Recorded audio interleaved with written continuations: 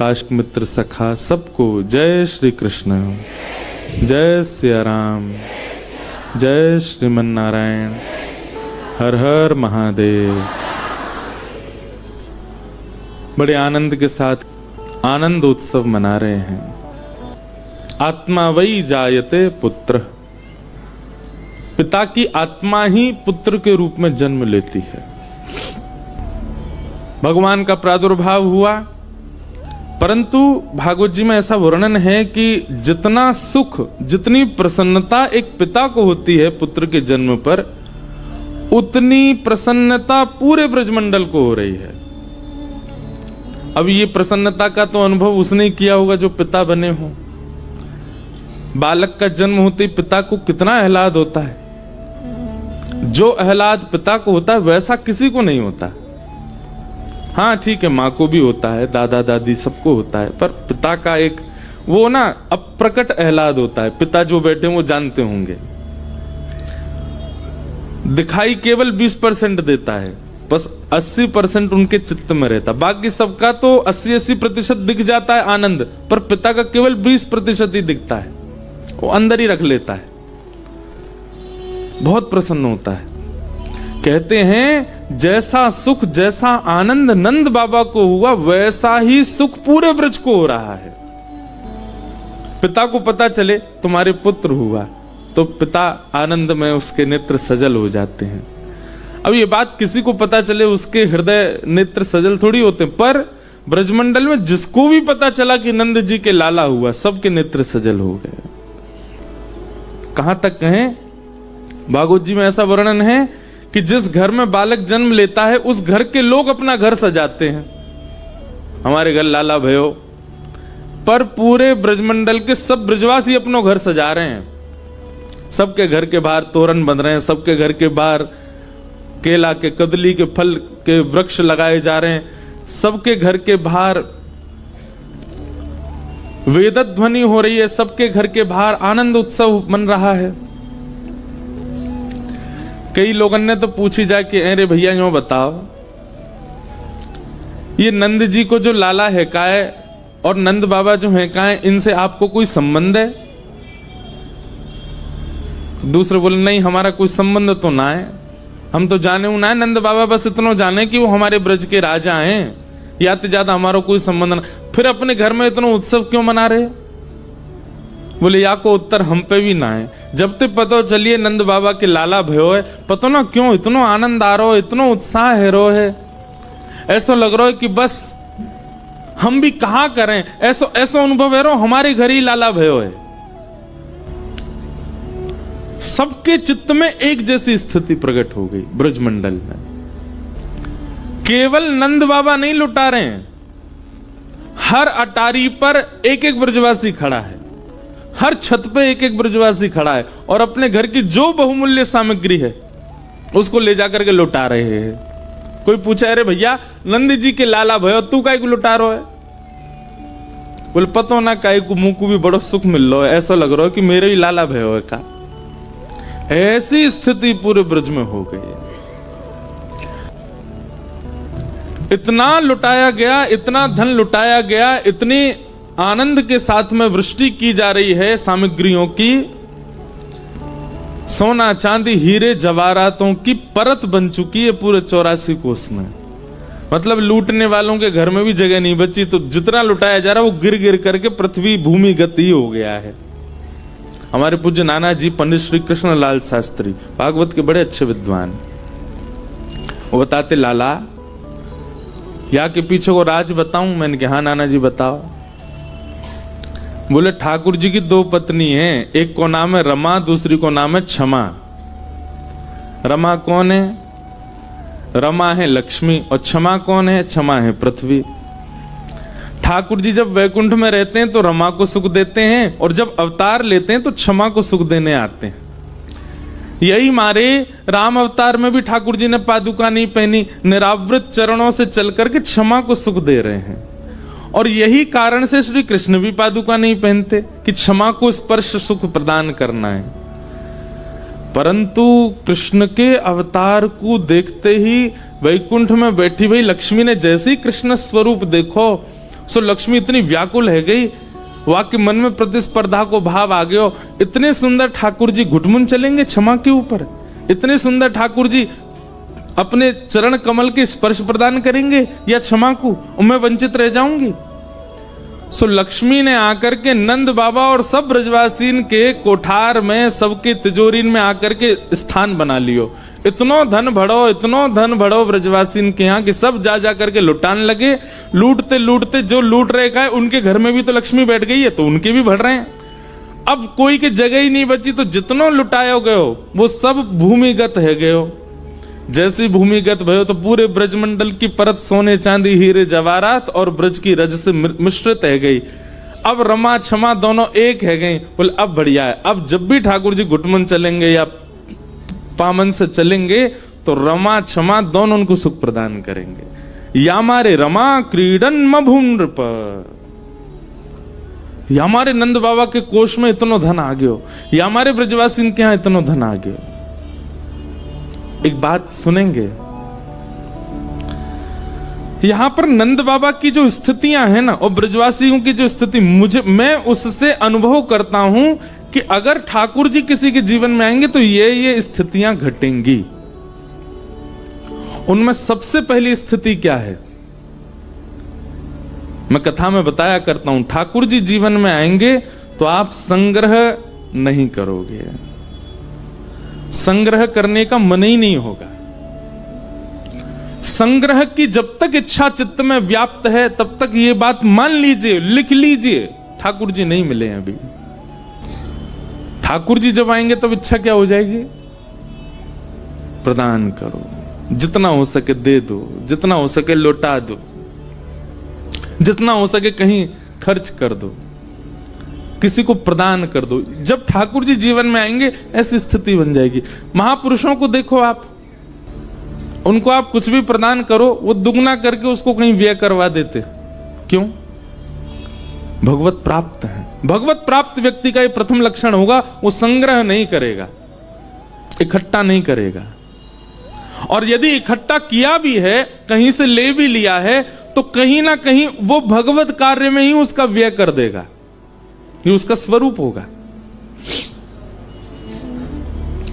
हमारे वृंदावन में जिन्होंने श्री बिहारी जी को प्रकट किया, स्वामी श्री हरिदास जी महाराज, बिहारी जी के चरणों से नित्य सोने की मोहर प्रकट होती थी। स्वामी श्री हरदास जी को जब ये बात पता, जब बिहारी जी आए तो सोने की मोहर प्रकट होने लगी चरणों से, तो स्वामी जी बोले क्या करें, हम तो भजनानंदी है, सोने की मोहर प्रकट करके ठाकुर जी हमको भजन से विचलित कर देंगे। तो उन्होंने क्या किया, जितनी मोहर प्रकट होती उससे 56 भोग सामग्री बनवाते, और 56 भोग सामग्री बनवा करके विभाजन करते। जलचर यमुना जी के जितने भी मछली आदि उनको बांट देते। थलचर तो जितने भी ब्रजमंडल के थल पर रहने वाले, पृथ्वी पर रहने वाले जीव जंतु उनको बांट देते, और आकाश में विचरण करने वाले पक्षियों को बांट देते। उसके बाद जो अंश बचता वो वैष्णव ब्रजवासियों में बांट देते। उसके बाद जो अंश बचता वो अपने संग रहने वाले परिकर सेवकों को बांटते। उसके बाद जो अंश बचता वो दर्शनार्थी जो बाहर से आए उनको बांट देते। स्वयं क्या पाते, 56 भोग बना करके एक खीर में कुशा बोरते, उस कुशा में जितनी खीर आ जाती उसको मुख में ले लेते। बस इस स्वामी श्री हरदास जी का स्वरूप। केवल धन की बात नहीं हो रही है, सर्वांगीण स्थिति से आप त्याग, एक अलग बात होती है। त्याग जिस वस्तु का किया जाता उसको पुनः स्वीकार नहीं किया जाता। त्याग एक अलग विषय है, त्याग की बात नहीं हो रही है यहां पर बांटने की बात हो रही है, यहां लुटाने की बात हो रही है। वस्तु ले तो रहे हैं पर लेकर के उसमें कुछ अपना अंश जोड़ करके उसको व्यय कर देते हैं, उसको बांट देते हैं। ऐसी स्थिति यदि मन में प्रकट होती जा रही है, समझो अब ठाकुर जी आ गए। ठाकुर जी जीवन में आएंगे, संग्रह की स्थिति नहीं रहेगी, आप संग्रह नहीं करोगे। दूसरा, ठाकुर जी यदि जीवन में आ गए तो देहाभिमान शून्य हो जाओगे। कब सो रहे हैं, कब खा रहे हैं, अभी हमारी प्रायोरिटी क्या होती है? अभी प्रायोरिटी में कहीं ना कहीं सोना है, अभी प्रायोरिटी में नाश्ता है, अभी प्रायोरिटी में भोजन है, अभी प्रायोरिटी में संध्या भोजन है। पर ठाकुर जी जब जीवन में आ जाएंगे तो ये जितने भी शारीरिक प्रायोरिटीज है ना, ये सारी एक कोने होती चली जाएंगी। अब निद्रा प्रधानता नहीं है, निद्रा केवल इसलिए है तो इतना सो लें कि हमारे तन को रोग ना लगे, बस इतना ही सोओगे आप, इतना ही पाएंगे कि जिससे तन चल सके, वही पहनेंगे जिससे जाड़ा ना लगे, सर्दी ना लगे, वही पहनेंगे जिससे थोड़ा बस तन ढक जाए। बहुत व्यवस्थित रहने की स्थिति नहीं रहेगी, ठाकुर जी जीवन में आ जाएंगे। आप यदि बहुत व्यवस्थित रहते हैं, व्यवस्थित रहने का मतलब समझ रहे हैं, एक एक चीज का बारीकी से ध्यान रखते हैं, मेरे बाल कैसे हैं, मेरे कान कैसे, मेरी आंखें ठीक हैं कि नहीं है, मेरे हाथों का सब रंग तो उतर नहीं रहा, काले पड़ जाएं तो कुछ लगा लो, ये कर लो, वैसे इस प्रकार से जो रहना प्रारंभ कर दे, बहुत देहाभिमानी होकर के कहीं ना कहीं भगवत प्राप्ति में कोई अभी दूरी है। आप देहाभिमान शून्य हो जाओगे। कब खा रहे हैं, कब पी रहे हैं, कब सो रहे हैं, कब जाग रहे हैं, कब ये सारी स्थितियों से आप परे हो जाओगे। उत्सवात्मक जीवन हो जाएगा। उत्सवात्मक जीवन मतलब उत्सव तभी हो सकता है जब आप देह से व्यवस्थित नहीं हो। घर में ब्याह चल रहा है, सगे भाई का ब्याह हो रहा है और आप करो और 10 बज गए, अब तो मैं सोने जाऊंगा, तो बाकी लोग क्या कहेंगे, अरे पागल, घर में ब्याह है, आज भी तेरे को सोने की पड़ी है। क्यों? ब्याह के समय ही हम ऐसा क्यों कहते हैं कि भाई आज भी तुझे सोने की पड़ी है? ठाकुर जी के संबंध में ये बात क्यों नहीं कहते हैं? ठाकुर जी घर में विराज रहे हैं तो सोवे की पड़ी है। लाल जी ने अभी सुबह तक कछु पायो नहीं दे तो को पराठे पावे की पड़ी है। हम व्यवहारिक जीवन में, व्यवहारिक समाज में इस बात को प्रस्तुत कर देते हैं कि भाई ऐसा ऐसा हो रहा है और तुमको अपने तन की पड़ी, अपनी पड़ी है। ये अपनी पड़ी वाली बात हम हमेशा संसार में प्रयोग करते हैं। यही जब ठाकुर जी के लिए प्रयोग हो जाए, तुमको अपनी पड़ी है, तुमको ठाकुर जी की नहीं लग रही जरा भी, उसी समय से समझ जाना अब ठाकुर जी प्राप्त होने लग गए। ये अपनी पड़ी है वाली बात तुमको अपनी पड़ी है।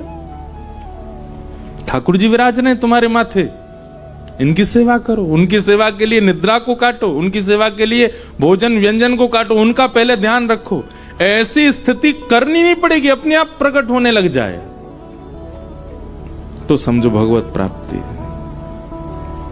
और तीसरा सबसे विशेष, भगवत प्राप्त होने के बाद, भगवत प्राप्ति के बाद एक लक्षण होगा, सब प्रिय लगने लग जाएंगे, सब भाने लगेंगे। कोई अत्यंत ऐसा व्यक्ति जिसकी सबने निंदा कर दी हो, जिसको किसी ने भी हृदय से ना लगाया हो, जिसकी किसी ने भी एक बात भी प्रशंसा की ना करी हो, वह भी आपके सामने आ जाए, आप उसमें भी गुण देख लो, उसमें भी कुछ अच्छा ही देखने लग जाओ। ऐसी स्थिति प्रकट हो जाए, समझ जाओ ठाकुर जी आ गए। ये 3 भाव प्रधान हैं। सबसे पहला संग्रह की स्थिति ना होना, दूसरा देह का अभिमान ना होना, और तीसरा सबके प्रति प्रिय भाव होना। ये ठाकुर जी की प्राप्ति के लक्षण है। नंद जी के आत्मज उत्पन्न हुए, सब ब्रजवासी नाच रहे हैं, गा रहे हैं, आनंद मना रहे हैं। अवाद्यंत विचित्राणी वादित्राणी महोत्सवे, ऐसे ऐसे वाद्यों को बजा रहे हैं जो वाद्य हैं ही नहीं। यही होता है उत्सव में। जब उत्सव चरम हो जाता है तो फिर ये नहीं देखा जाता कि सामने हमारे वाद्य है, कि हमारे ढोलक है, तबला है, अरे जिससे आवाज प्रकट हो उसी को बजा बजा के उत्सव करते हैं। ऐसे ही सब ब्रजवासियों की स्थिति हो गई। ढोलक तबला 3-4 दिन तक बज सकते हैं, उसके बाद तो इनकी अवधि नहीं है बजने की।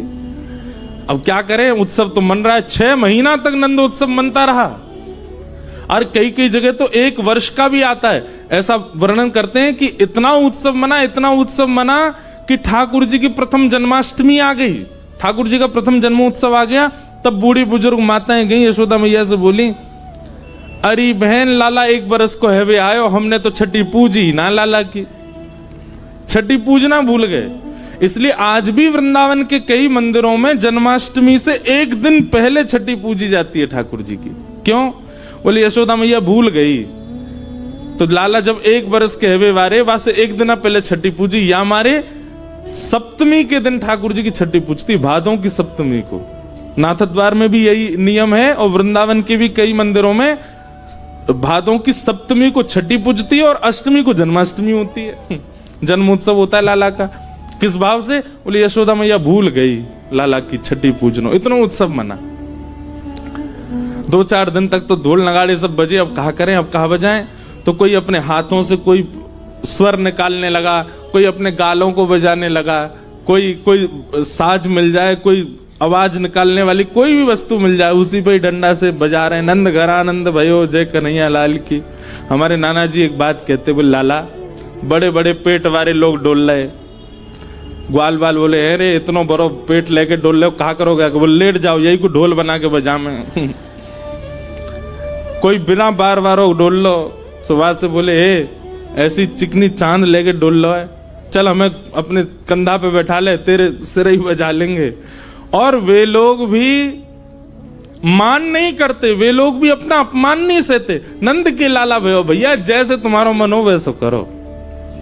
अवाद्यंत विचित्राणी वादत्राणी महोत्सवे, ये महोत्सव का स्वरूप है। महोत्सव में एक दूसरे की टांग खिंचाई होती है, कोई बुरा नहीं मानता, सब एक दूसरे इसी प्रकार करते हैं सब। सब नाच रहे हैं, सब गा रहे हैं। मन में भाव आया, पहले पूतना आई, पर हम पूतना को क्यों बुलाएं? काशी में आए हैं तो पहले महादेव जाएंगे। महादेव गए दर्शन करने के लिए, ऐसा सुंदर त्रिपुंड और महाराज पूरे अंग पे भभूत लगा करके मणिकर्णिका घाट की बागंबर लिपटाए महादेव पहुंच गए सीधे वृंदावन। वृंदावन जाकर के कुछ सखी से बोले हम भविष्य कथन करने वाले हैं, हमने सुनी है यहाँ के राजा जो नंद बाबा उनके लाला भयो है, नहीं जाके उनको समाचार दो। गोपी ने जाकर के कही, बोले मैया द्वार एक जोगी आयो दर्शन करवे और कह रहा है कि बहुत बड़ा ज्योतिषाचार्य लाला को भविष्य बताएगो। यशोदा मैया का स्वभाव है कि पहले जो भी आवे उसको पहले देख लेती हैं। कई जगह तो हमारे ब्रज के साहित्यों में ऐसा वर्णन है कि 6 महीने तक तो लाला को मुख ही नहीं दिखाया और मैया ने कोई है हृदय से लगाई रही। 6 महीना बाद जब ब्रजवासी रोने लगे, नंद बाबा से शिकायत करी, बोले देखो मैया कैसी, हम यहाँ नाच रहे हैं, उत्सव मना रहे हैं, मोहिना दिखावे लाला को, मिलवावे ही ना लाला ते। तब नंद बाबा ने जाकर के यशोदा मैया से कही, तब अटारी पे जाके मैया ने केवल लाला के पाम दिखाए, चरण चरणंते चद्दर हटाई, बोले देख ले, मुख तब भी नहीं दिखाए हो। मैया अपने हृदय से लगाए घूमते लाला को। गोपी ने आगे कही, बोले बहुत बड़ो ज्योतिषी आयो है, लाला के काज गंडा बनवा लेंगे। मैया बोली पहले दिखाओ कौन है। अटारी से मैया ने जैसी देखी महाराज महादेव का रूप देख करके, जब सासू मां मूर्छित हो गई थी स्वयं की, तो और लोगों का तो क्या ही हो। जैसी यशोदा मैया ने देखी, हेरी तू बाबड़ी है गई है, कौन है पकड़ लाई है, जाके पास लेके जाऊंगी मैं लाला है, जाको रूप देखियो, गले में सांप पहन के डोल रहा है। अच्छा ठाकुर महादेव को जब अपना श्रृंगार विशेष करना होता है तो वैसे तो एक ही सांप रहेगा, लेकिन जब विशेष श्रृंगार करते हैं तो विशेष सर्प जाते हैं महादेव के संग। अब मैया द्वार पे आगो, जोगी क्या करें? बोले अरे बाबा मोड़ान के एक ही काम है, दक्षिणा दे दो सबरे चले जाएंगे। तो एक काम कर, बोले कहा सोने की थाल ला, वहां में रत्न जवाहरात सबरे भर के लिया और लाला की 7 बार ऐसे बेर के नजर उतार के या बाबा हुए दिया, दिखेगा वो ना गोकुल में लेके चलो जाएगा इतने रत्नन ने, लाला ना दिखाऊंगी आपको। ले भिक्षा चली नंद रानी, कंचन थाल सजायो। महादेव देख करके बोले मैया जी कहा लेके आई हो? बोले बाबा यही ले जाओ, ये दक्षिणा है हमारे लाला के यहाँ, आप आए, आप हमारे द्वार पे आए, आपको बारंबार प्रणाम करें, लो दक्षिणा लो, अब जाओ यहाँ से। मैया हमको ये सब ना चाहिए, हम तो तेरे लाला को दर्शन करने आए हैं। मैया बोली मेरो लाला फोटून में भी सांप देख ले तो डर जाए, तुम तो सांची की लटका के डोल रहे हो, कानन में कुंडल नहीं है, देख कैसे बिच्छू पकड़ के बैठे हैं, बिच्छू के डंक यहां लगा रखे महादेव ने, बिच्छू लटक रहे, कैसे भोले बाबा है। मैया या एक सांप ते इतनो भय खा रही है, तेरो लाला 1000 फण वाले सांप पे सोवे। यशोदा मैया बोली मेरे लाला की शत्रु सो मैं 1000 फण वाले सांप पे ऐसी बोल लो बाबा हैं, मेरो लाला सर्प के आसन पे सो। अरे मैया तू जानती नहीं अपने लाला को, उत्तरलोकीनाथ है, पर ब्रह्म है, देवी देवता सब बाकी आगे नतमस्तक रहे। बोले बाबा सबरे त्रिलोकी में हल्ला कर दियो, देवी देवता ने मना कर दियो, मेरो लाला कोई तो नहीं मिले को।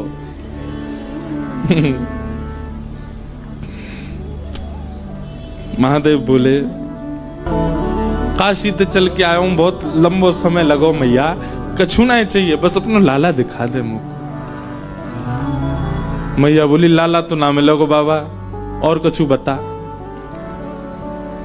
महादेव ने थोड़ी अपनी भ्रगुटी टेढ़ी करी, त्रिशूल गाड़ दिया और बैठ गए। मैया तू अभी साधुन की हट जाने ना है, हम तेरे द्वार पे ही बैठे रहेंगे, आज नहीं तो कल, कल नहीं तो परसों, कभी तो तेरो लाला ने करके आवेगो, तब देख लेंगे बाकू। और ऐसी समाधि में जाऊंगा, ऐसी समाधि में जाऊंगा कि प्रलय भी मुंह को हिला नहीं पावेगो यहां से। और महादेव त्रिशूल गाड़ के वहीं बैठ गए और जैसे नेत्र बंद करने लगे, मैया बोली बाबा बाबा तब में बाद में जाइयो, एक बात सुन ले। बोले कहा लाला मुंह को घर में ही बूढ़ो करनो आ जाए, बाहर नहीं आवेगो। तू साधुन की हट कर रहा है, मैं त्रिया हट जानू। लाला को भीतर ही ब्याह कर दूंगी, भीतर ही बूढ़ो कर दूंगी, भीतर ही बालक है जाएंगे वाके, तो ये नहीं मिलाऊंगी, तू बैठ जाए यहां पे। महादेव के नेत्रों में आंसू आ गए। अरे मैया हम कोई हट नहीं करेंगे, हम चले जाएंगे, एक बार बस अपना लाला दिखा दे। बोले बाबा तू जो मांगेगा सो दूंगी, लेकिन लाला नहीं दूंगी। महादेव के नेत्र सजल हो गए, 33 कोटि देवता आकाश से देख रहे हैं, सबके नेत्रों में अश्रुबिंद है। अरे यशोदा, सूरदास जी तो पद लिखते हैं, हे यशोदा मैया धर्म ही ते पायो, नीके राख यशोदा मैया, नारायण घर आयो। अरे मैया तेने कौन से पुण्य किए, तेने कौन से ऐसे सत्कर्म किए, साक्षात नारायण तेरे यहां लाला बन के आए। महादेव बोले मैया नहीं कराओगी दर्शन। यशोदा मैया बोली नहीं कराऊंगी, और कुछ चाहिए तो बता। महादेव दूर एक वृक्ष के नीचे जाकर के बैठ गए और नेत्र बंद करके। बंधुओं देखो, क्या महादेव सर्व सामर्थ्यवान नहीं है?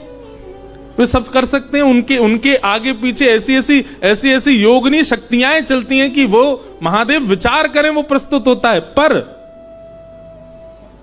ये जितनी भी शक्तियां हैं, जितनी भी योगनियां हैं, जितनी भी माया है, जितना भी ब्रह्मत्व है, इस सबकी बेड़ियां तोड़ के आगे जा सकता है। केवल प्रेम के आगे सब नतमस्तक हो जाते हैं। प्रेम से आगे कोई नहीं जा सकता।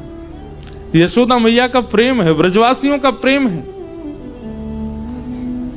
हम आपको सत्य बता रहे हैं, ब्रजवासियों का प्रेम जो है ना वो इतना प्रधान है कि उसके आगे योग जप तप नियम ये सब ना आप लोगों के लिए है, ये सब दुनियादारी के लिए। हम ब्रजवासियों के लिए कोई योग नहीं, कोई जप नहीं, कोई तप नहीं, कोई अनुष्ठान नहीं, हमारे लिए कुछ नहीं है।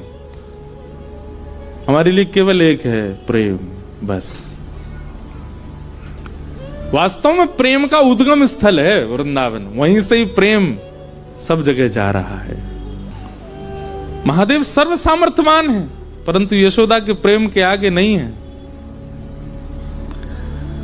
महादेव ने नेत्रबंद किए, नेत्रबंद करे, भीतर पौड़े भय लाला से बोले बहुत बढ़िया ठाकुर जी, पौड़े रहो, आनंद करो आप तो। ठाकुर जी बोले अरे महादेव आप पधारे, पर मैं क्या करूं, मैं तो मैया के बड़ो आधीन हूं। बोले हाँ ठीक है, आधीन तो रहोगे, ठीक है, सब आपकी माया है भगवान, दर्शन नहीं कराओगे। आप चाह जाओ तो सब हो सकता है, पर आप चाहते नहीं है हमें दर्शन कराना। जब भाव विह्वल महादेव को देखा ठाकुर जी रोक नहीं पाए, खूब जोर से रोने लगे। यशोदा मैया ने खूब शांत कराए, ठाकुर जी शांत नहीं हुए। गोपियां सब लिए खिलौना झुंझुना दिखा रही हैं, लेकिन ठाकुर जी शांति नहीं हो रहे। दूध पिवा दियो, जल पिवा दियो, ठाकुर जी को रोनो बंद नहीं हो। नीलमणि लाल मणि बन गए। रोते रोते ठाकुर जी लाल पड़ गए, गाल लाल है गए, महाराज माथो लाल पड़ गए। यशोदा मैया की घबराहट शुरू। तब एक गोपी बोली, मैया सुबह तो कोई आयो का घर पे, कोई की नजर लग गई है का लाला को? बोले नजर को तो कोई तो मिलवायो नहीं मैंने लाला, लेकिन सुबह तो एक जोगी बैठो द्वार पे। बोले मैया मो दर्शन करा लाला को। मैया बोली, मैया बस भाई जोगी नहीं, कोई तंत्र मंत्र कियो भारत। बोले मैया तू अपनी गोद में ले जा लाला है, लेकिन वह जोगी को दर्शन करा दे। मैया ने जोगी बुलवाए भीतर। महादेव बैठे हैं बिल्कुल अपने ध्यान में। तुरंत गोपी आई और गोपी आकर बोली, अरे बाबा चलो यशोदा मैया बुला रही हैं। महादेव बोले, यशोदा मैया तो कह दो समय ना हमारे पास, इतनी देर तक हम द्वार पे खड़े रहे तब तो मिलवाया नहीं, अब बुला रही है भीतर, जरूर कोई आफत आई होगी। अरे बाबा तुम तो देखो कैसे सुंदर, कैसे भोरे हैं, कैसा तुम्हारो स्वरूप। बाबा खूब बढ़िया आतन की रोटी बना के पवावेगी यशोदा मैया, चलो भीतर। महादेव बोले, अब हमारी कुछ शर्तें, पहले तो केवल दर्शन करना था, पर अब हमारी शर्त है। क्या? यशोदा का जो लाला है वो हमारी गोद में देना पड़ेगा। हमारी गोद में आएगा, हम उसको थोड़ी देर खिलाएंगे, थोड़ी देर उसके संग नृत्य करेंगे, थोड़ी देर जब आनंद हो जाएगा तब देके जाएंगे। पहले तो दर्शन में ही हम जा रहे थे, दर्शन करके वापस, पर अब हमारे भाव बढ़ गए, अब हम गोदी में खिला के जाएंगे। मंजूर हो तो बताओ। मैया से जाके कही, मैया बोली ज्यादा ज्यादा रात तक रोवेगो लाला, सुबह तो शांत ही जाएगो, गोद में नहीं दूंगी बाकी में। ठाकुर जी ने जैसे ये बात सुनी तो जैसे बच्चे रोते रोते कभी सांस चली जाती है बच्चों की, ऐसी रोते रोते ठाकुर जी की सांस चली गई। अब तो सब देखें तो मुंह खुल रहा है, आंसू निकल रहे हैं, लेकिन आवाज नहीं आ रही ठाकुर जी की। सब ने गोद में लिए, खूब थप्पी दी, ठाकुर जी की सांस नहीं आवे। गोपी बोली, मैया बाबा टोटका कर रहा हो भारते, बा गोद में दे दियो मैया, लेकिन वह बुला ले भीतर। लाला से बड़ो कुछ नहीं है। तुरंत कहीं बोले, बाबा जो कहोगे सो करेंगे। बोले अब हम गोद से भी ऊपर हमारी भाव बढ़ गए। बोले अब क्या भाव है आपका? बोले मैया से कहो अपने द्वार पे ही हमारा स्थान बनवावे, और जब जब यहाँ को लाला निकलेगो तब तब देखेंगे अब हम, अब इतने में काम नहीं चलेगो। यशोदा मैया सब में राजी है कि सूरदास जी महाराज वर्णन कर रहे हैं, महादेव भीतर गए हैं नंद भवन में। आहा 5 बार परिक्रमा करके अपनी दोनों भुजाएं आगे करी हैं। जैसे ही सुकोमल श्री ठाकुर जी, सांस रुक गई है, मोह लाल पड़ गया है, नेत्रंते आंसू गिर रहे हैं। जैसे ही महादेव की गोद में गए और महादेव ने गोद में लेकर के जैसे ही अपने अंक में भर के महादेव ने ठाकुर जी को देखा, ठाकुर जी की सांस वांस सब आ गई। धीमे धीमे लाल मणि नील मणि हेन लगे, नेत्र खुल गए, और महादेव के इस रूप को देखकर के जैसे बालक के सामने कुछ विचित्र वस्तु दे दो तो वो टकटकी लगा के देखता है, ऐसे ही ठाकुर जी महादेव को देख रहे हैं। महादेव बार बार ठाकुर जी के श्री चरणों को अपने शीश लगा रहे हैं, नेत्रों से प्रेमाश्रु भर रहे हैं, ठाकुर जी को गोद में लेकर नृत्य कर रहे हैं। और जैसे किसी बालक को खिलाते हैं तो बालक किलकालियां मारता है, ऐसे ही महादेव बार बार जब जब ठाकुर जी की ओर देखते हैं तब तब ठाकुर जी किलकारी मार करके हंसते हैं। और ठाकुर जी को प्रसन्न करने के लिए अपनी श्रृंगी निकारी श्रृंगी नाद बजाए। हरि छोटे हैं और हर बड़े हैं, हरि बालक हैं और हर खिलाने वाले जोगी बन के आए हैं। इस रूप को देख करके सूरदास जी बलैया ले रहे हैं। महादेव ने तो दृष्टि मात्र से ठाकुर जी को प्रसन्न कर दिया। अब तो कभी ठाकुर जी उनकी जटा पकड़ ले, महादेव मुख पास करें तो उनकी नाक पकड़ ले, उनके गाल पकड़ ले, और ये दृश्य देख करके यशोदा मैया इतनी आनंद में भर गई। बोले बाबा अब कहीं मत जाओ, अब तो सदा के लैया आपको मेरी शपथ है, जब तक मेरो लाला या धराधाम पे या धराधाम को सुशोभित करे, आप मेरे लाला के संग ही रहो। महादेव आज्ञा दे करके गए, बोले मैया तुम्हारो लाला जहां जहां जाएगो अदृश्य रूप से मैं आके संग ही रहूंगो। हमारे ब्रज में जहां भी श्री कृष्ण ने लीला की है, हर स्थान पर महादेव का एक मंदिर विराजमान है, हर जगह महादेव संग ही हैं। समस्त लीलाओं में ठाकुर जी साथ में हैं। नमः पार्वती पते हर हर हरे। वृंदावन में गोपेश्वर, नंदगाम में नंदीश्वर, मथुरा में भूतेश्वर, गोवर्धन में चकलेश्वर, सब जगह महादेव विराजमान है। ऐसे महादेव ठाकुर जी के प्रति प्रेम प्रकट कर रहे हैं। उस प्रेम भाव को हम वंदन करते हैं, नमन करते हैं। पूतना नाम की राक्षसी, कंस ने उसको भेजा है, जाओ 84 कोस में मेरे शत्रु कृष्ण को ढूंढो और उसका वध करो।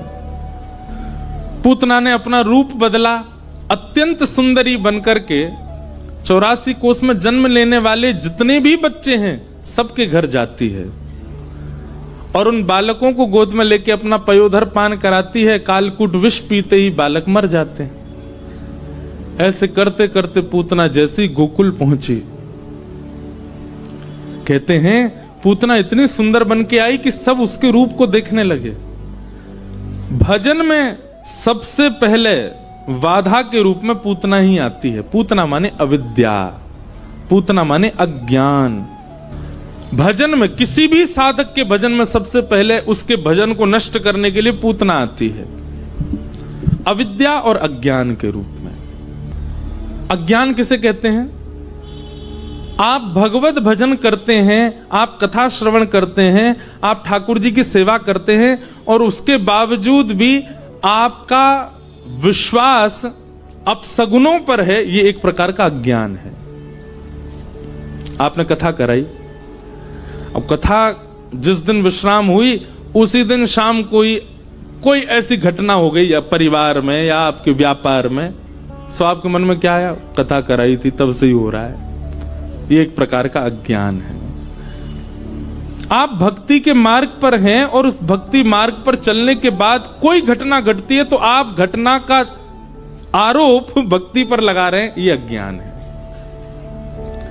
महाराज जी पहले तो हम बहुत बढ़िया थे, जब से हमने गुरु दीक्षा ली है हमको लगता है हमारे गुरु जी अच्छे नहीं है, तभी हमको इतनी पीड़ा, बुखार ही नहीं उतरता हमारे घर में ये होता है, ये होता है। ऐसा क्यों?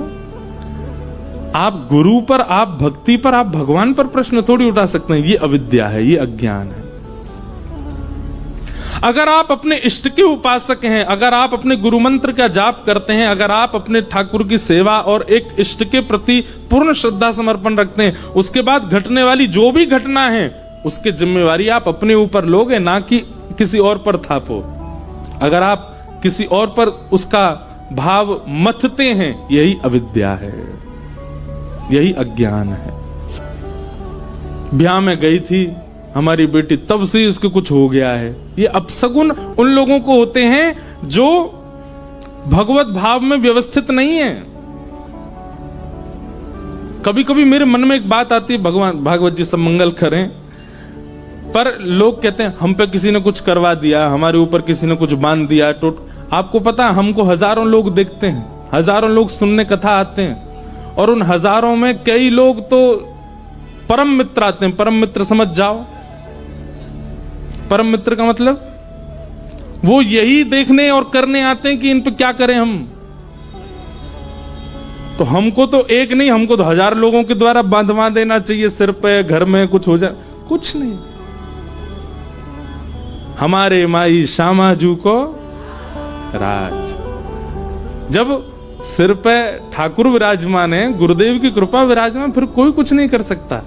पर आपने गुरु, आपने भगवत भाव, आपने आराध्य को केवल इसलिए भजा है, केवल इसलिए उनकी सन्निधि ग्रहण कर रहे हैं कि आपका कुछ भला हो, बस आपके सब चीज बढ़िया बनी रहे, तो फिर अपसगुन का अनुभव होगा और आप उन्हीं पे ही थोपोगे।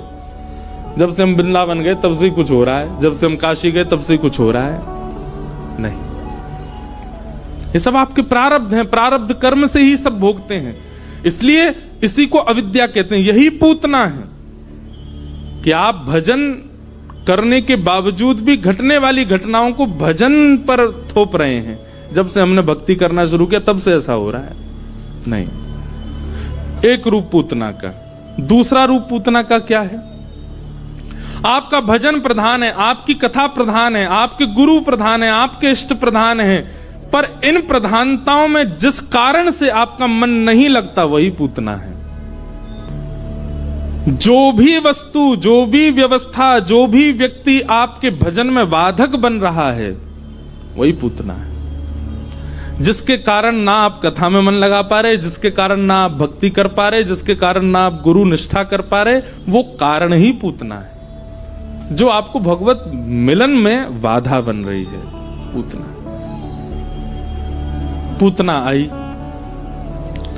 और पूतना ने आती सब ब्रजवासियों को अपनी ओर मोहित कर लिया। सब उसके रूप पर, सब उसके भाव पर मोहित होते चले गए। पूतना आई, पूतना ने आकर के सबको अपनी ओर आकृष्ट किया। नंद भवन में जाकर के उसके रूप को देख करके, उसके सौंदर्य को देख के यशोदा मैया को लगा अच्छे घर की है। लाल जी जैसी मांगे उसने प्रदान कर दिए। यशोदा मैया के लाल जी देते ही पूतना ने अपनी गोद में लिए। यशोदा मैया किसी कार्य में चली गई, पयोधर का जैसे पान कराया, भगवान ने उसके प्राणों को पिया और पूतना का वध हुआ। बोलो भक्त वत्सल भगवान की। 6 दिन के ठाकुर जी ने पूतना का वध किया। है तो बहुत विस्तृत चर्चा पूतना मर्दन की। पूतना का वध किया, विशाल रूप धारण किया था। सब ब्रजवासियों ने उसकी संस्कार आदि किए। तत्पश्चात ठाकुर जी अब 3 महीना के भये, और जैसे ही लाला 3 महीना के भये, ठाकुर जी ने पहली बात आज करवट बदली। जैसे ही लाल जी अपनी जगह से हिले, पूरे ब्रजमंडल में उत्सव मनने लगा। बोले काय बात को उत्सव? अरे नंद जी के लाला ने आज करवट ली है। करवट उत्सव हुआ। सब ब्रजवासी आए। मैया ने भीड़ जान करके ठाकुर जी को एक बैलगाड़ी के नीचे सुवाई दिया। सक्टासुर नाम का दैत्य आया। ठाकुर जी ने अपने पाद प्रहार से बैलगाड़ी को पलट दिया और सक्टासुर का वध हो गया। 3 महीना के ठाकुर जी ने। यशोदा मैया दौड़ी दौड़ी गई, लाला को उठाया, पूछी ये इतनी बड़ी बैलगाड़ी कैसे गिर गई? छोटे से बालक ने आगे कही। बोले मैया मैं बताऊं? बोले हाँ। बोले आपको जो लाला है ना, याने अपनो पाम लंबो कियो, यही ने बैलगाड़ी गिर दी। यशोदा मैया ने बालक से पूछी अरे जी बैलगाड़ी कैसे गिरी? लाला बोलो, कोई बालक बोला, बोलो मैया तेरो नेक्सो सो लाला है ना, गदमद्रासो। गदमद्रा समझते हैं? खूब ठाकुर जी तगड़े हैं, जो गाल ऐसे लटके रहे महाराज, हाथ भी ऐसे गोल मटोल ठाकुर जी के। कई बालक होते हैं ना ऐसे, उनके हाथ पांव ऐसे लगते हैं जैसे मसनद, जैसे मसनद होती है ना गुदगुदी सी, ऐसे हाथ पांव ऐसे हैं ठाकुर जी। बोलो मैया तेरो गदमद्रासो लाला है ना, जाने अपनो एक पाम उठायो मैया, और इतनो लंबो कियो, इतनो लंबो कियो, लंबो करके मैया याने जोर से धक्का मारो, सुई बैलगाड़ी न्यो पलट के गिर गई। मैंने देखी अपनी आंखन से। सुखदेव जी वर्णन करते हैं, मैया बोली यहां पे आ। जैसी बालक गौबा में एक दियो, झूठ बोले नेक सोसो मेरो लाला पहली बार याने करवट ली, तू कह रो जाने बैलगाड़ी गिर दी। तो बालक अपने गाल पे हाथ रख के बोलो मैया तेरी सौगंध, मैंने अपनी आंखन ते देखी। मैया बोली फिरते आ। बालक बाजो मानते, बोले मैया तू माने ना है, मैं तो सांची बोल रहा हूं। सुकाचार्य जी वर्णन करते हैं, नते श्रद्ध धीरे गोपा बाल भाषित मित्युत। बोले बालक की बात सत्य है, पर मैया को ऐसा लग रहा है कि ये बालक ऐसे ही बोल रहा है, मेरा तो नेक्स्ट लाला ऐसे कैसे कर सके। और जैसी मैया ने उस बालक की बात पर भरोसा नहीं किया, तो गोद में बैठे ठाकुर जी किलकिल करके हंस गए। 3 महीना के ठाकुर जी मुस्कुरा गए। बोले वाह मैया तेरो प्रेम कोई कितना प्रमाणित कर दे, लेकिन तू मानेगी नहीं जो मैंने कियो। एक बात हम यहां पर कहते हैं बंधुओं, कि प्रेम में प्रेमी की प्रभुता अदृश्य हो जाती है। जहां प्रेमी की प्रभुता अदृश्य ना होती हो, वहां प्रेम नहीं है। जहां पर आपके प्रेमी में आपको प्रभुता दिखती है, उसकी श्रेष्ठताएं दिखती हैं, उसकी योग्यताएं दिखती हैं, आप प्रेम नहीं करते। प्रेम में तो उसकी श्रेष्ठताएं लोप हो जाती हैं, अदृश्य हो जाती हैं, दिखाई नहीं देती। तो ये प्रेम का स्वरूप है। बेटा आईएएस ऑफिसर बन जाए, उसको सब सलाम करते हैं, लेकिन वो घर आकर के अपनी मां से जब मिले, मां को ऑफिसर नहीं दिखता, मां को बेटा दिखता है। पति कितना भी श्रेष्ठ बन जाए, बाहर कितना भी सबका पूजनीय हो, पर वो जब घर आता है, पत्नी को उसमें पूजनीय नहीं दिखता, पति ही दिखता है। प्रेम का ये स्वरूप है कि प्रेम में प्रभुता, प्रेम में ईश्वरत्व, प्रेम में श्रेष्ठता, ये सब दिखती नहीं। और क्षमा कीजिएगा, जहां प्रभुत्व ईश्वरत्व दिखता हो, वो प्रेम नहीं है। आप फिर उसके ईश्वरत्व के कारण ही उसके पीछे लगे हो, प्रेम का तो केवल आडंबर कर रहे हो। कभी कभी मुझे लगता है कि ठाकुर जी हमसे बात क्यों नहीं करते। हम ठाकुर जी के सामने जाके इतनी स्तुति गाते हैं, इतना मनोरथ करते हैं, बात क्यों नहीं करते? क्योंकि ठाकुर जी कहते हैं सच बताइयो, मन हमसे पूछते हैं तू इसीलिए आया ना क्योंकि तू मुझे ईश्वर मानता है, मैं सर्व प्रदायक करता हूं, सब देने वाला हूं, इसलिए ठाकुर जी नहीं बोलते। भक्तिमती मीराबाई एक बार ठाकुर जी के सामने गई और दर्शन जैसे ही खुले ना, मीराबाई नाचने लगी, नृत्य करने लगी। तभी गोसाई श्री विठलनाथ जी ने जैसे ही देखा कि मीराबाई नृत्य कर रही है, तो जितने भी लोग खड़े थे सब लोग कहने लगे आगे नाचने वाली, आगे गावे वाली, इसको बिल्कुल लज्जा नहीं आती, कहीं भी नाच लेती है, कहीं भी गा लेती है। पर गोसाई विठलनाथ जी ठाकुर जी के पास अंदर गर्भगृह में थे। मीराबाई का नृत्य देखते ही उन्होंने तुरंत ठाकुर जी की गले की माला और बीड़ा प्रसादी लेकर के गए और मीराबाई के गले में पधरा दिया, उसको बीड़ा प्रसादी दी। सब लोग बोले आपने मीरा एक नाचने वाली को आपने सब दे दिया। बोले तुम लोगों की दृष्टि में खोट है, तुमको नृत्य करने वाली दिख रही है, पर मैंने अनुभव किया। बाकी के दिन तो श्रीनाथ जी ऐसे रहते थे, लेकिन जब मीरा नृत्य कर रही थी ना, श्रीनाथ जी ऐसे खड़े थे, नेत्रों से देख रहे थे। श्री जी बाबा बाकी दिन तो नीचे रहते हैं, दतुइयां नहीं दिखती उनकी, लेकिन आज मीरा जब नृत्य कर रही थी, ठाकुर जी की 2 दतुइयां दिख रही थी, मैंने देखा, इसलिए मैंने उसको माला प्रदान की। तुम्हारे लिए वो एक नृत्यांगना हो सकती है, पर ठाकुर जी के लिए वो प्रेमी है, उनकी प्रियसी है। तो प्रेम जब होता है तो प्रभुत्व, ईश्वरत्व और श्रेष्ठत्व ये दृष्टिगोचर नहीं होते, और जहां ये प्रधान है वहां प्रेम नहीं हो सकता। यशोदा मैया और ब्रजवासी इतने प्रिय क्यों है ठाकुर जी को? क्योंकि ठाकुर जी कहते हैं मैं कुछ भी कर दूं, इनको पता ही नहीं चलता कि मैं परमात्मा हूं। ये तब भी घूम फिर के आके कहते हैं लाला जिते ने कैसे कर दियो, और तब ठाकुर जी कहते हैं मैं जय जय हूं। ब्रजवासी कहें चल बावड़ो बात बनावे, तू कछु और कह ले लाला, सब मान लेंगे, तू जय जय जय ना मान सके हम। यही तो प्रेम है। ठाकुर जी ने 3 महीने की, बताओ 6 महीने का बालक पूतना मार रहा है, 3 महीने का बालक सक्टासुर मार रहा है, और ब्रजवासियों को पता ही नहीं चल रहा है। ये प्रेम की चरम स्थिति है। हम एक बात एक स्मरण करता हूं, हमारी दादी, जब हम पिताजी कथा में जाते थे ना, हजारों लोग कथा में आते, तो हम अपनी दादी के पास बैठते, तो हम दादी से कहते दादी देखो कितने सारे लोग पिताजी की कथा में आते हैं, आप कछु समझ में आवे? तो हमारी दादी कहती पता ना कहा किड़बिड़ किड़बिड़ सी करतो रे मंच पे बैठ के, वो तो समझ में ही नहीं आवे। ये प्रेम है माँ का। हमारे पिताजी बताते जब पहली बार ब्याह करके अपने ससुराल गए, तो हमारी माताजी की दादी, उनसे किसी ने बताया, बोले आपके जो दामाद जी है ना वो प्रवचन करते हैं। तो बेचारी ब्रजवासिनी मैया, उनको प्रवचन याद किया 3 दिन, तो फिरते बता के जब दामाद कहा करे, बोले प्रवचन, और रोज याद करें प्रवचन प्रवचन प्रवचन। हमारे पिताजी जब गए, प्रणाम किया, हमारे नाना जी बोले, मैया ये दामाद जी हैं। हाँ, इन्हें बैठ के दुर्वचन सुनाए दो हमें।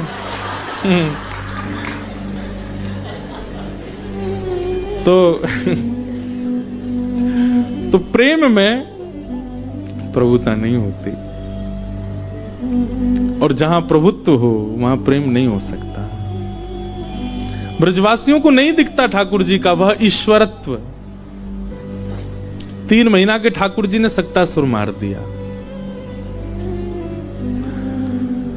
धीमे धीमे ठाकुर जी अब 1 बरस के है गए, और जैसे ही लाला 1 बरस के भये हैं, आगे वारे 2 दांत न करे आए हैं ठाकुर जी के।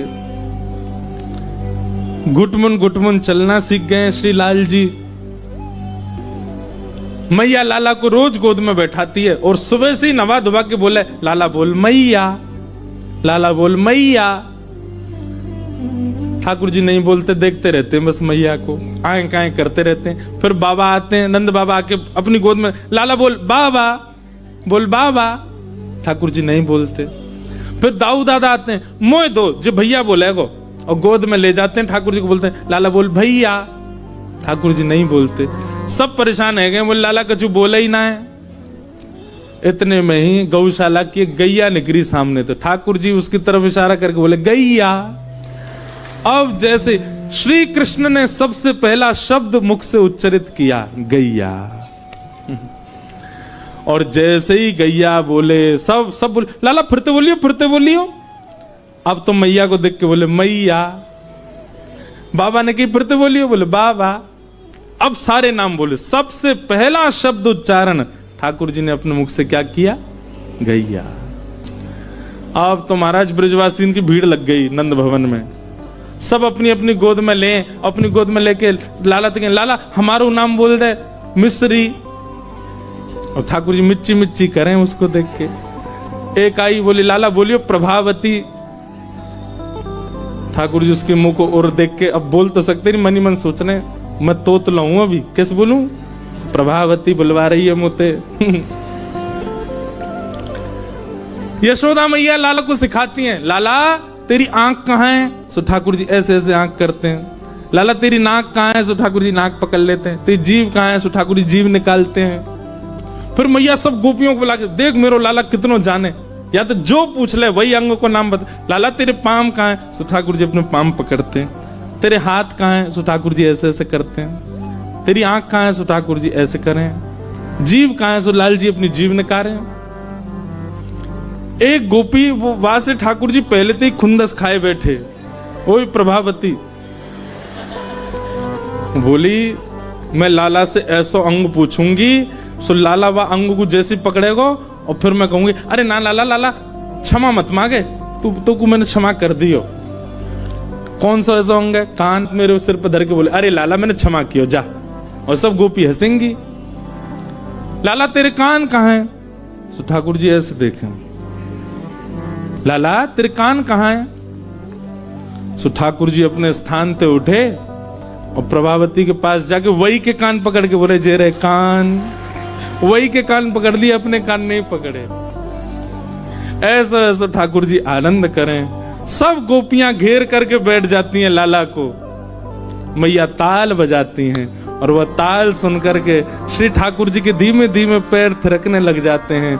मध्य में खड़े होके श्री ठाकुर जी नृत्य करते हैं। 1 वर्ष के ठाकुर जी भये, और 1 वर्ष के बाल कृष्ण प्रभु को नामकरण संस्कार करने के लिए श्री गर्गाचार्य जी आए, और गर्गाचार्य जी ने आकर के श्री लाल जी को नामकरण किया। मैया ये बड़ा बालक जो रोहिणी जी का है, ये गुणों की खान है, ये अपने परिवार का बड़ा पोषक होगा, इसलिए मैं इसका नाम राम रखता हूं। पर बल की अधिकता होने कारण बलाधिक्याद बलम विदुः, बल की अधिकता होने के कारण विश्व इसे बलराम कह करके पुकारेगा। छोटे बालक की ओर देखा, और छोटे बालक को देख करके कहने लगे, आपका ये लालक अनेक वर्णों में जन्म ले चुका है, कभी शुक्ल वर्ण का, कभी रक्त वर्ण का, कभी अन्य अन्य वर्णों में पीत वर्ण का। इस बार ये कृष्ण वर्ण का है, इसलिए इसका नाम ही कृष्ण करता हूं। मैया बोली कृष्ण को मतलब तो कारो होवे, तो हमारे लाला को नाम ही कारो धर रहे हो। गर्गाचार्य जी बोले नहीं नहीं नहीं मैया, कर्षतीत कृष्ण, जो सबका कर्षण करना जानता हो, जो सबको अपनी ओर आकृष्ट करे। अब मैया को ये तो नहीं कहा अपनी ओर आकृष्ट करे, मैया को यही कहा जो उनके इष्टों की ओर उनको कर्षण करे, उनको पहुंचावे, उसका नाम कृष्ण। श्री कृष्ण कैसे, यहां पे देखो, इसको देखो, कथा सुनो, क्या बता रहा था मैं।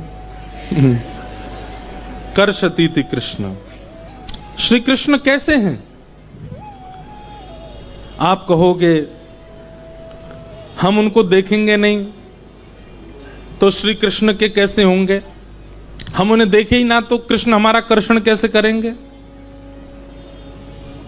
ठाकुर जी ऐसी वाणी बोल देंगे कि आप सुन के उनके हो जाओ। आप कहो आंख और कान दोनों बंद कर ले तो कृष्ण कैसे अपनाएंगे? आपके बगल से चले जाएंगे, उनकी तन की सुगंधी ऐसी होगी, ना कोई इत्र उसके सामने, ना कोई दुनिया का कोई परफ्यूम उसके सामने, ऐसी सुगंधी होगी कि उस सुगंधी के लिए ही आप व्याकुल हो जाओगे, सुगंधी से उनके हो जाओ। आप कहो आंख नाक कान तीनों बंद कर, अब कैसे होंगे? एक उंगली से केवल स्पर्श कर जाएंगे आपका। वो स्पर्श जहां हुआ होगा वह स्पर्श इंद्रिय ही इतनी व्याकुल हो जाएगी कि उसकी व्याकुलता के कारण तुम्हें पूरा ही जाना पड़ेगा, कौन थे जो यहां छू के गए। ऐसे श्री कृष्ण जो हर रूप से अपना बनाने की सामर्थ्य रखते हैं। वरहा पीड़म नटवर वपुः कर्णयो कर्णकारम विभ्रतवासः कनक कपिसं वैजयंतीं चमालां रंध्रान वेणु अधर सुधया पूरयन गोप वृंदै वृंदारण्यम स्वपदर्मणम प्राविशद गीत कीर्ति। हमारे ब्रज में जब होली आती है तो एक बड़ी प्रसिद्ध सवैया गाई जाती है, मुझे याद तो नहीं है पर थोड़ी सी याद है। एक गोपी, उसके सामने ठाकुर जी गए रंग लेकर के और उसकी आंखों में झोंक दिया, और गोपी गई यमुना जल से अपनी आंख धोने लगी। धोते धोते धोते धोते घंटों बीत गए। किसी सखी ने आकर के कहा अरे इतनी देर है गई, तेरी आंखन ते गुलाल ना निकरो, दिखा मोए। जैसे शिवा ने आंख खोल करके देखी तो बोले अरे तेरी आंखन में एक तिनका भी गुलाल को ना, काय को धो रही है या कोई इतनो। तो वो पूरा पदैया है और उसमें पद में वो कहती है एरी मेरी वीर जैसे तैसे इन अखियन सो अबीर तो निकर गयो अहीर निकरो नहीं। गुलाल तो निकर गयो, गुलाल तो निकर गयो, पर ये अहीर को छोरा जे ना निकरो जे बैठ गयो है। बहुत सुंदर सुंदर पद हैं ठाकुर जी की रूप माधुरी के ऊपर। आपके इस बालक का नाम मैं कृष्ण रखता हूं, जो कर्षण करे वो कृष्ण। ठाकुर जी का नामकरण संस्कार हो गया। अब ठाकुर जी 1.5 वर्ष के हो गए, चलनो सीख गए और नेक नेक तेजी ते चलनो सीख गए। 2 वर्ष के ठाकुर जी है गए। अब तो ठाकुर जी पूरे आंगन में अपने आप ही घूमते हैं। प्रतिबिंब में, मणियों के प्रतिबिंब में स्वयं को देखते हैं और अपने ही रूप को देख करके ठाकुर जी अपने ही रूप को, जैसे प्रतिबिंब में हम एक शीशा में खुद को देखें, ऐसे ठाकुर जी अपने आप को प्रतिबिंब में देखते हैं और अपने आप को देख करके अपने संगी नृत्य करते हैं। और उस छवि को देख करके यशोदा मैया आनंदित हो जाती है। अनेक लीलाएं हैं ब्रज लीला की, बाल लीला के अनेक पंक्तियां, अनेक भाव हैं। ठाकुर जी अब धीरे धीरे 3.5 वर्ष के हो गए और 3.5 वर्ष के जैसे ही लाला भये हैं। अब कैसे है गए हैं? बोले इतने चंचल, इतने चंचल, पूरी गोकुल की नाक में दम कर रखो है ठाकुर जी ने। सुबह सुबह उठते ही ठाकुर जी चले जाते हैं गौशाला। गौशाला में जितनी बैठी हुई गैया हूं मैं कहा, उनके सींग जाके ठाकुर जी पकड़ लेते हैं और सींग पकड़ के ऐसे ऐसे उसके सिर को हिलाते हैं और जैसे ही गैया खड़ी हो जाती है तो ठाकुर जी उस पर लटक जाते हैं। वो हिलाई इसीलिए रहे थे झूला झूलना है, ठाकुर जी का झूला है। सींग पर लटक गए, अब ठाकुर जी लटक गए। अब वह गैया तो कहें चल गैया झूला झूला दे, सो गैया लेके घूमती है ठाकुर जी सिंह को पकड़ करके पूरे नंद भवन में डोले। लेकिन थोड़ी देर बाद जब ठाकुर जी की पकड़ कमजोर होने लगती है, सो ठाकुर जी गैया कान में कहें, अरे गैया चल अब मेरा हाथ छूट बारो, अब मुंह छोड़ दे। रोज तो गैया छोड़ देती है, पर आज गैया बोली आज ऐसे नहीं जान दूंगी। रोज झूला झूल के जाएं, देखे तो कुछ जामी ना है, आज इनको आनंद करा दूं। सो गैया दौड़ करके गई जहां गोबर का ढेर भरा पड़ा था, वहां जाके खड़ी है। ठाकुर जी, अरे गैया जी कहा कर रही है, मैं गोबर में धस जाऊंगा, कहीं और ले चल मोकू। ठाकुर गैया तो अपने उससे हिलावे, बोली यहीं गिरो। अरे मैया देख तेरी गैया मुक्कू मार रही है, अरे बाबा मुक्कू बचाओ, देखो गैया मुक्कू मार रही है, चिल्लाने लगे। अब जब तक मैया बाबा आमे तब तक तो ठाकुर जी के हाथ छूट गए और गोबर में धस गए।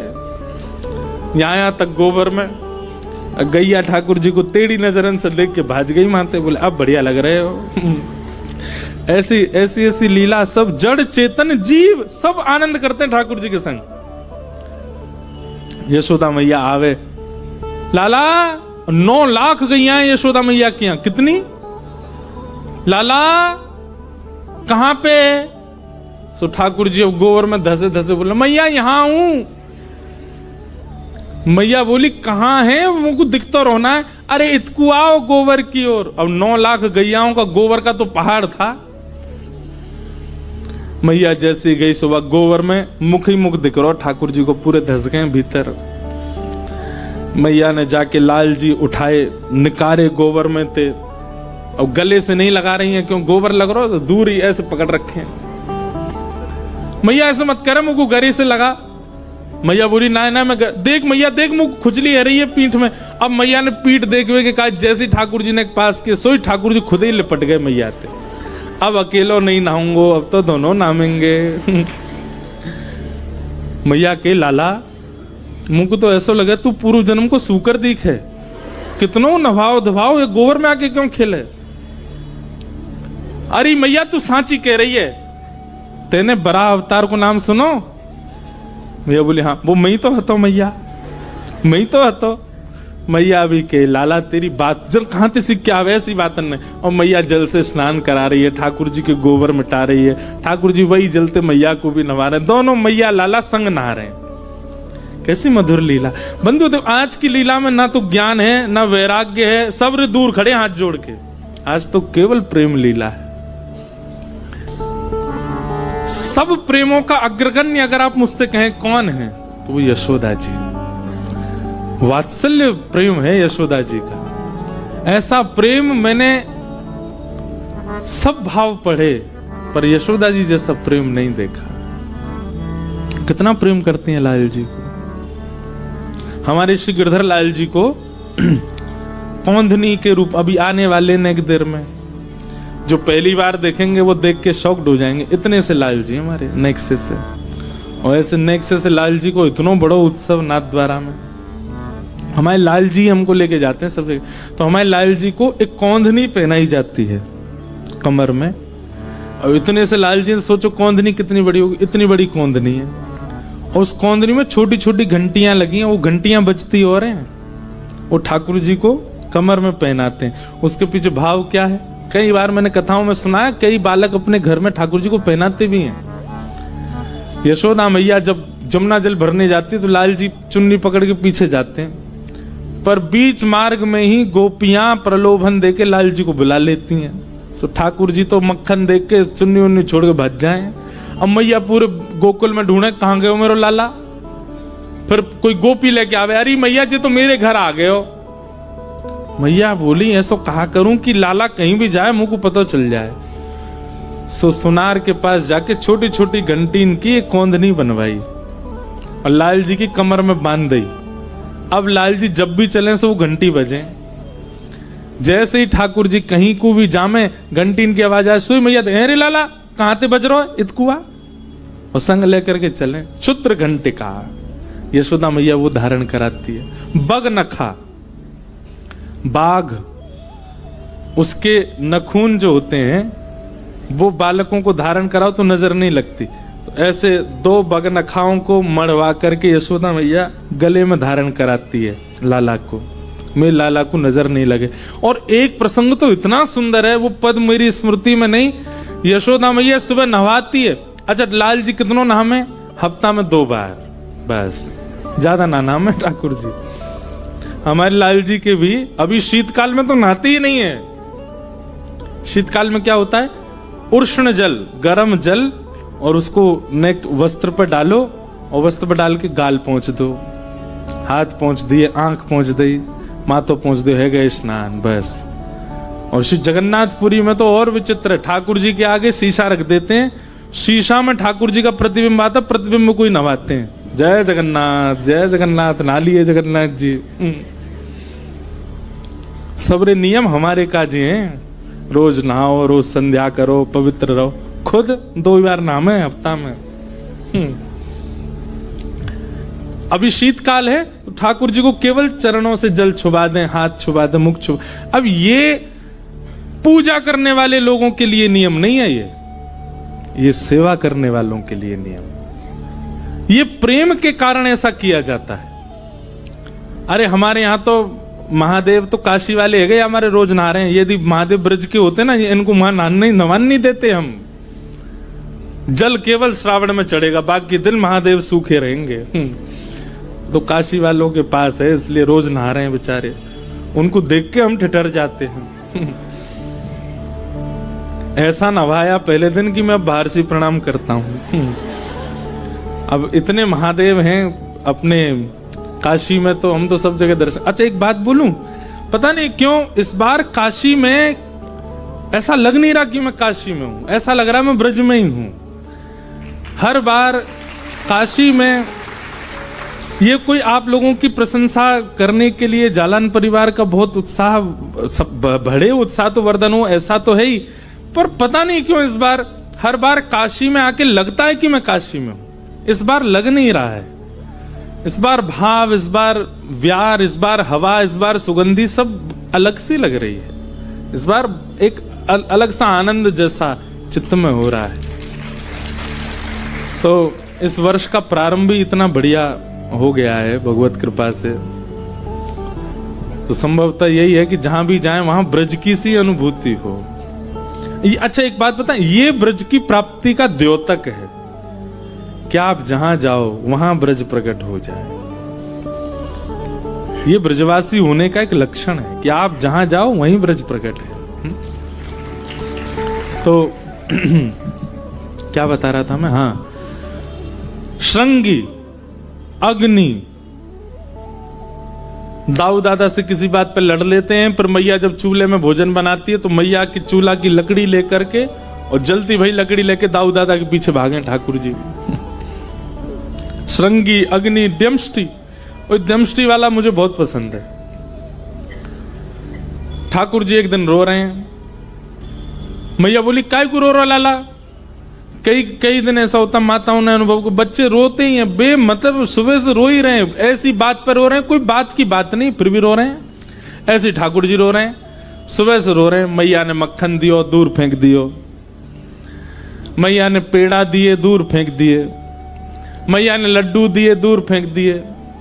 मैया बंशी दे, बंशी भी फेंक दी। मैया बोली, लाला ऐसो काहे गो आज तू इतना रो रहा है?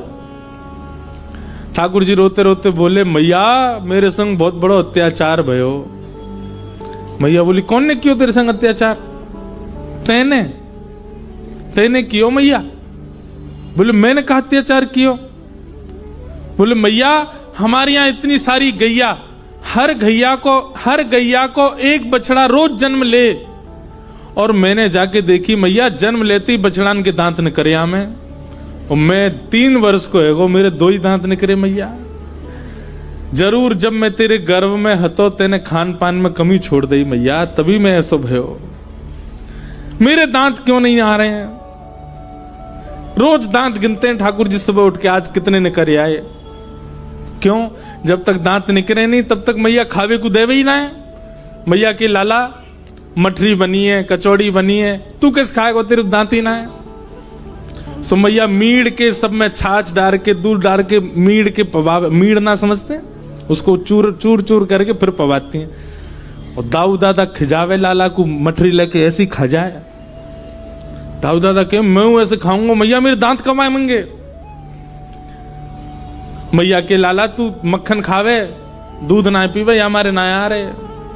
सो ठाकुर जी रोज दूध पीते हैं 1 गिलास, और रात्रि सोते समय पीते हैं, सुबह उठते ही आरसी में जाके अपने दांत गिनते कितने ने करे आए। द्यमष्टि जलद जकंटकेभ्य,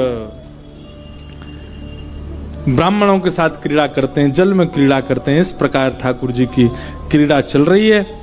एक दिन ठाकुर जी सब ग्वाल बालों के संग खेल रहे थे, तो ग्वाल बाल बार बार गिर जाए खेलते खेलते, तो ठाकुर जी बोले तुम सबरे माखन ना खाओ, दही ना खाओ, तुम्हें बलना है। सब ब्रजवासी बोले लाला तू तो राजा के घर को तो खावे को सब मिले, हमें थोड़ी मिले। भगवान बोले हम गोकुल में रहते हैं, जहां प्रत्येक घर में हजारों गौवंश हैं, ऐसे गोकुल में तुम लोग दूध घी दही ये सब खाओ ना। ब्रजवासी बालक बोले लाला कंस ने हम सब के ऊपर कर लगा रखे हैं, हमें गौरस ले जाकर के मथुरा बेच के आने पड़े।